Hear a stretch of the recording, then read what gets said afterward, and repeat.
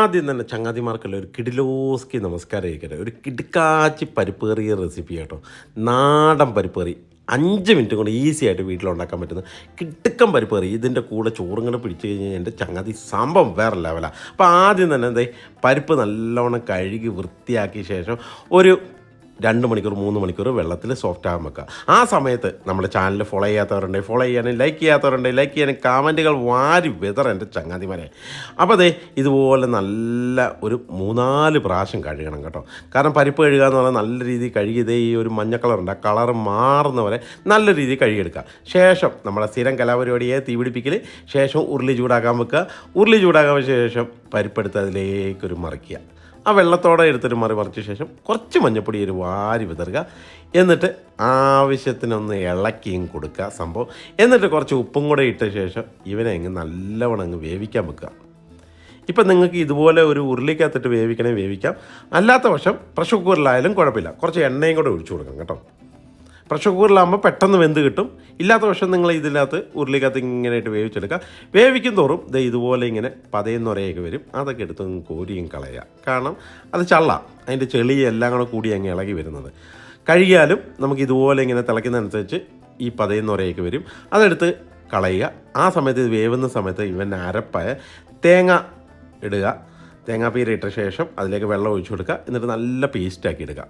ശേഷം അടുത്ത മസാലയായ വെളുത്തുള്ളി, ചെറുള്ളി, പച്ചമുളക്, അതുപോലെ തന്നെ കുറച്ച് ജീരകം, കുറച്ച് വെള്ളം ഇത്ര ഒഴിച്ച് പേസ്റ്റാക്കി എടുക്കുക.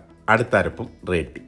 ശേഷം ഇപ്പം ഡാൽ ഏകദേശം നല്ല രീതിയിൽ വെന്ത് നല്ല ഈ രൂപത്തിലും ഭാവത്തിലൊക്കെ ആയി കിട്ടും.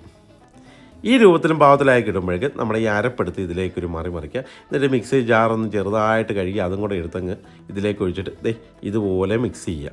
മിക്സ് ചെയ്ത് നല്ല രീതിയിൽ അങ്ങ് തിളപ്പിക്കുക. അപ്പോഴേ ആ പച്ചച്ചോവയൊക്കെ ഒന്ന് മാറിയും കിട്ടുള്ളൂ. അല്ല പച്ചച്ചോവയെല്ലാം കിടക്കണം.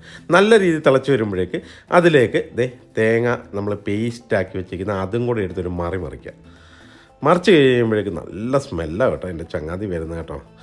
നല്ല കുത്തരി ചോറൊക്കെ ഉണ്ടെങ്കിൽ എൻ്റെ ചങ്ങാതി കിള്ളി. എന്നിട്ട് ഇതുപോലെ നല്ല രീതിയിൽ അങ്ങ് തിളപ്പിക്കുക. തിളച്ചുകൊണ്ടിരിക്കുന്ന സമയത്തൊക്കെ ഇതിന് വേണ്ട താളിപ്പായ എണ്ണ ചൂടാക്കുക. എണ്ണ ചൂടാക്കിയ ശേഷം കടുക് പൊട്ടിക്കുക. കടുക് പൊട്ടി വരുമ്പോഴേക്ക് അതിലേക്ക് ചെറുള്ളി സ്ലൈസ് ചെയ്തിട്ട് ഇതിലിട്ട് ഇങ്ങനെ റോസ്റ്റ് ചെയ്യുക. ഇവനൊന്ന് റോസ്റ്റായി കളറായി വരുമ്പോഴേക്ക് അതിലേക്ക് ചുമന്ന മുളക് എടുത്തിട്ട് നല്ല രീതിയിൽ റോസ്റ്റ് ചെയ്യുക. ചുവന്ന മുളക് ഒരു പാകത്തിന് രൂപത്തിലൊക്കെ ആയി വരുമ്പോഴേക്ക് അതിലേക്ക് കരിവേപ്പില എടുത്തൊരു കറിവേപ്പിലയും നല്ല രീതിയിൽ അങ്ങ് റോസ്റ്റ് ചെയ്യുക. കറിവേപ്പില ഒന്ന് വാടി വരുമ്പോഴേക്ക് അതിലേക്ക് മസാലയായ മുളക് പൊടി, മഞ്ഞപ്പൊടി പേരിന് മതി കേട്ടോ. എന്നിട്ട് ഇത് ലൈറ്റായിട്ട് നോക്കുക, പച്ചപ്പൊക്കെ ഒന്ന് മാറുന്ന രീതി. എന്നിട്ട് ഇവനെ നേരെ എടുത്ത് നമ്മുടെ പരിപ്പ് കറിയിലേക്ക് ഒരു മറിക്കുക. എൻ്റെ ചങ്ങാതി കിള്ളി. എന്നിട്ട് അതിന് മുകളിലേക്ക് ഇച്ചിരി നല്ല നെയ്യും കൂടെ ഒഴിച്ച് കഴിഞ്ഞിട്ട് ഇതുപോലെ മിക്സ് ചെയ്യുമ്പോഴേക്ക് അയൽവക്കംകാരൊക്കെ വീട്ടിൽ വരാതെ നോക്കണം കേട്ടോ. അത്രയ്ക്ക് സ്മെല്ല് വരും. കൊതി വന്നൊരു രക്ഷയില്ല. ഉച്ചയ്ക്ക് ഉണ്ടാക്കി ഇങ്ങ് തകർക്കുക എൻ്റെ ചങ്ങാതി. എന്നിട്ട് നല്ല ഇത് കൊണ്ട് കണ്ടിട്ട് തന്നെ കൊതിയാവുന്നില്ലേ. നല്ല ചൂട് ചപ്പാത്തിയോ നല്ല ചൂട് ചോറോ ഇതൊക്കെ കൂട്ടി ഈ പരിപ്പ് ഇതിന് മുകളിലേക്ക് ഇങ്ങനെ ഒഴിച്ചു കൊടുക്കുമ്പോൾ തന്നെ ഒരു കപ്പൽ ഓടിക്കാനുള്ള വെള്ളം ഇപ്പം നമ്മുടെ വായിൽ വരുന്നുണ്ട്. ഒന്നും നോക്കേണ്ടത് ഇതുപോലെ സോഫ്റ്റ് ചപ്പാത്തി അതിലേക്ക് മുക്കിയിട്ട് കണ്ണടച്ചങ്ങ് പിടിച്ചു. ഒരു രക്ഷയല്ല എൻ്റെ ചങ്ങാതി. അപ്പം നമ്മുടെ ചാനൽ ഫോളോ ചെയ്യാനും ലൈക്ക് ചെയ്യാനും കൂട്ടുകാർക്കൊക്കെ വാരി വിതറാനും മറക്കല്ലേ. കമൻറ്റുകളങ്ങ് തകർക്കുക എൻ്റെ ചങ്ങാതിമാരെ.